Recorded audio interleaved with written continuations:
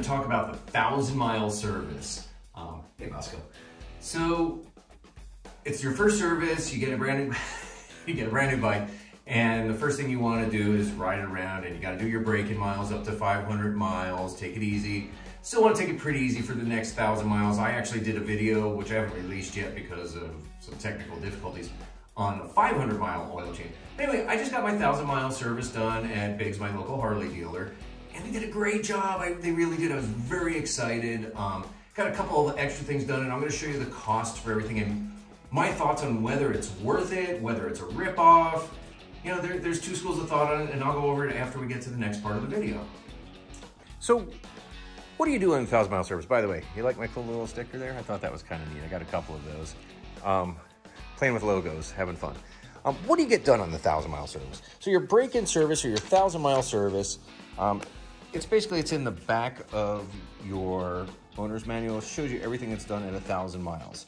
And there's a lot of stuff that gets done. Most of it involves just checking things, inspecting things, looking for tightness, looking for the right torque specs, checking your steering head bearings.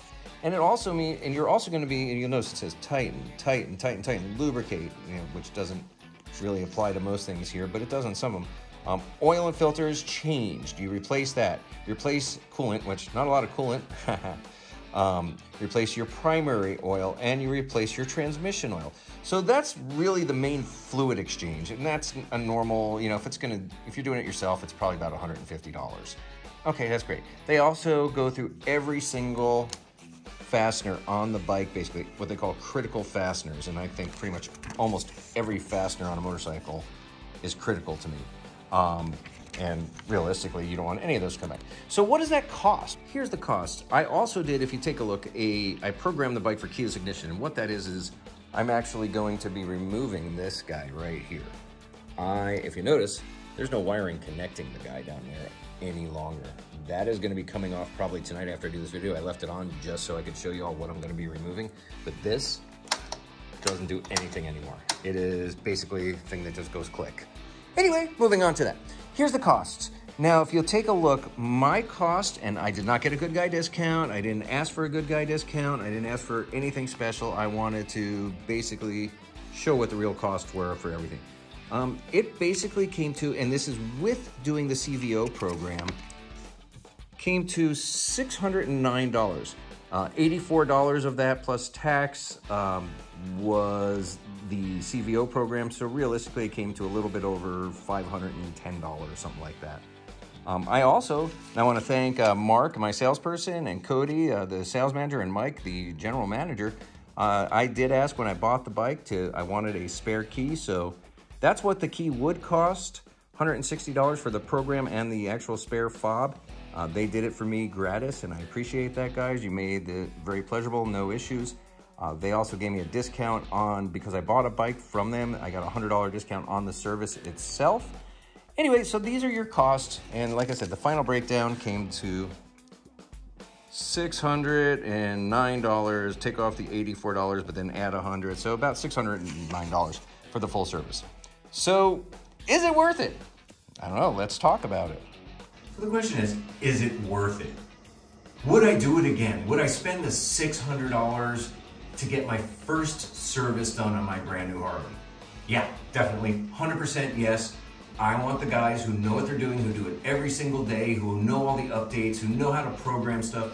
They fixed a couple of little things on the bike for me. The TPMS sensor wasn't working for the rear tire. Bit done, handled.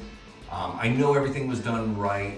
I paid guys to do that. I don't normally do that. But for me, the first service, absolutely worth paying for.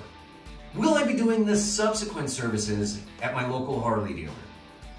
Probably not. And it's not because I don't think they do a great job. I think they do. And I think there's a lot of value in having a professional do it and having it done quickly and done right every single time and not having to worry about it.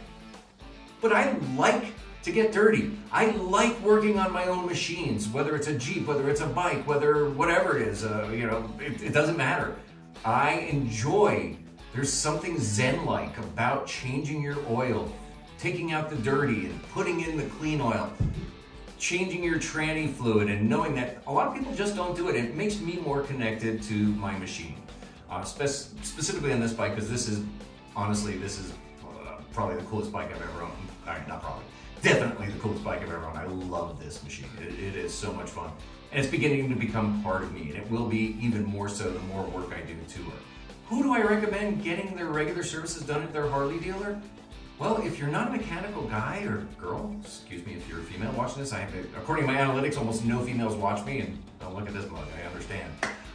But getting it done at the dealership gives you a lot of peace of mind, and that's basically what it's about.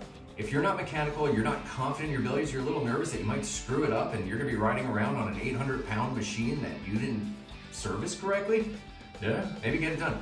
Maybe get a friend who is more mechanically apt to help you. Do it a couple times. If you're up in San Diego area, I am more than happy to have anybody want to come up, change their fluids over here at my place. This is just my house. I'd be more than happy to set that up. I don't do it for you. I will show you what to do. I have the tools to do it, but I'm not going to do it for you. But I will do it with you. And we'll do a video. It'll be fun. But that all being said, would I do it again? No. Do I think it's a ripoff? It's expensive. Let's not kid ourselves. The cost for the materials, it's 150 bucks. If I do synthetic and change everything, let's say it maxes out everything, there's no way it's more than $200. And that's changing everything, okay? So, first service, yes, I want it documented. I want to make sure that I know that everything was done right from the get-go. After that, I'll probably do my major services every 10,000 miles. Because there's a little bit more involved, there's some programming updates maybe. I'll look into it, I haven't decided yet, we'll get there when we get there. I do my oil changes every 2,500 miles. I do my other two holes, the transmission and the primary case, I do them every 5,000 miles. This bike will never wear out, and I'm excited about that. I want to thank everybody who's been subscribing and watching, and if you haven't subscribed and you've been watching the channel, please subscribe. Also, please, thumbs up, make a huge difference. It matters for the algorithms and YouTube and blah, blah, blah. I don't make a penny for doing this, by the way. I just want to throw that out there. This is all because I enjoy doing it. I would like to, at some point, maybe get some free stuff. Anyway, also, comments. If you have something you want to ask or something you want to talk about, you have suggestions for things you want me to add to the bike or do to the bike that you want to do to yours or have questions about, I'd be more than happy to jump in there on those comments. I love to hear from y'all. Appreciate y'all. Ride safe. Keep the rubber side down. Peace.